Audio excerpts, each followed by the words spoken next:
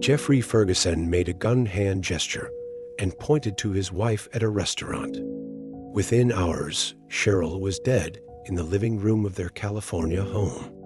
As families go, the Fergusons of Anaheim Hills, California, seemed closer than most.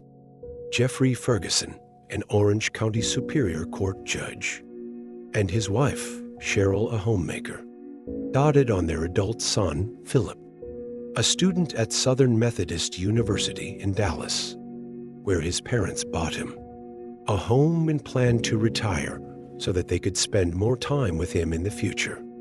Family friend Early Hawkins ran into the trio at a Bar Association social event last summer. "I gave Sheryl a hug," Hawkins recalls, and he teased Phillip about the photos of gourmet meals he had cooked that Sheryl proudly posted on Facebook. "They seemed like a happy family," says Hawkins. "They seemed fine, very fine. But all was not well." On August 3, 2023, Anaheim police arriving at the Ferguson residence after Phillip, 23, called 911 found Sheryl, 65, lying face up and bleeding from a gunshot wound to the torso. She was pronounced dead at the home. A Glock .40 caliber, handgun, and an overturned leather chair with a bullet hole and traces of blood were beside her, according to authorities. Phillip told police that he and his parents were at a nearby Mexican restaurant where Jeffrey's attorney acknowledges he enjoyed some drinks and they got into a heated argument over finances. And Jeffrey, 73, pointed his finger at his wife in a manner imitating a gun after returning home and watching Breaking Bad in the living room TV. The couple rekindled their argument, prosecutors claim. According to court testimony, Sheryl said to her husband, "Why don't you point a real gun at me?" And Jeffrey pulled a gun out of an ankle holster he was wearing and fatally shot his wife. Soon after, the judge allegedly told his son to call 911 and sent a text message to his court clerk and a bailiff. "I just lost it. I just shot my wife. I won't be in tomorrow. I will be in custody. I'm so sorry." Jeffrey was charged with one felony count of murder on August 11th.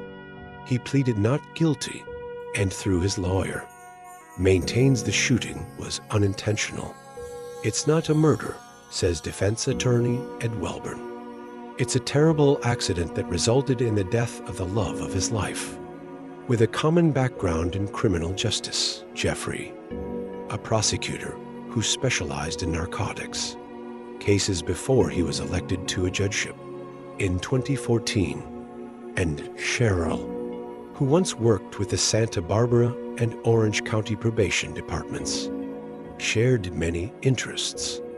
Both were active in local Republican politics and kept a large collection of legally owned firearms. He and his wife both smiled a lot, says the couple's friend Linda Whitaker, who saw them at Flag Day events and Lincoln Club dinners. "They made you feel like you were in their home." There were no smiles, however.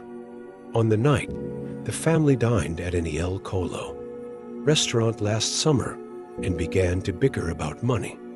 Sheryl stormed out of the eatery after her husband made the gun gesture, according to prosecutors. And back at home, Jeffrey, who had carried a gun since receiving death threats as a prosecutor more than a decade ago, allegedly pulled a weapon from its holster. But his lawyer says Jeffrey never intended to discharge the weapon, a tragedy. He says, as Jeffrey, who is free on a $1 million bond, awaits trial, those who know the Fergusons are mourning Sheryl and praying for strength for her grieving son, Phillip. "My only hope is for healing," says one friend, Jacqueline Goodman. "There never was a mother who loved a child more than Sheryl loved Phillip, and I hope that gift sustains him."